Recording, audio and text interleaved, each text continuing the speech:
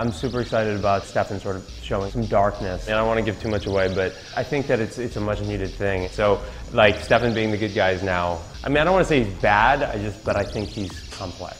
He has some issues.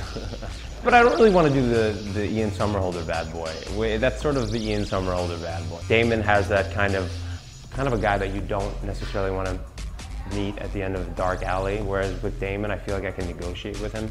I could be like, listen, let's discuss this situation. I feel like he'd be open to it, whereas with Stefan, when he's gone, I think it's just like... This next season is going to be interesting because now that Stefan is gone, he's kind of gone to the dark side.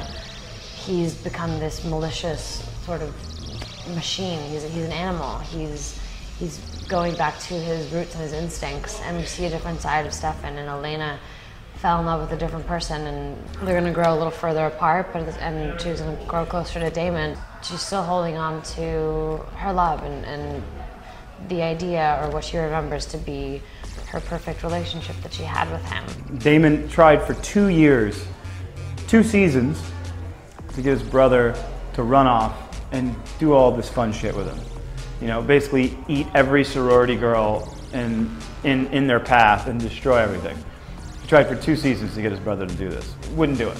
Now he's off running around with Klaus, doing that exact thing. But now he's left Damon in Mystic Falls with this young, beautiful girl who's 150-something years his junior. Talking about robbing the cradle. And now he's responsible for her. And now he's sort of stuck here in being this sort of responsible parent. And I know in season 2 he sort of had to become this hero guy, which is just not my bag, and it's definitely not Damon's bag. He's this sort of anti-hero who, you know, he knows that he has to be this guy, but he's not exactly sure how it's going to work, and he doesn't really know how to do it. So, I mean, this is the guy that would have the exact same smile on his face, whether he was saving a kitten or ripping someone's head off. Seriously, that's him.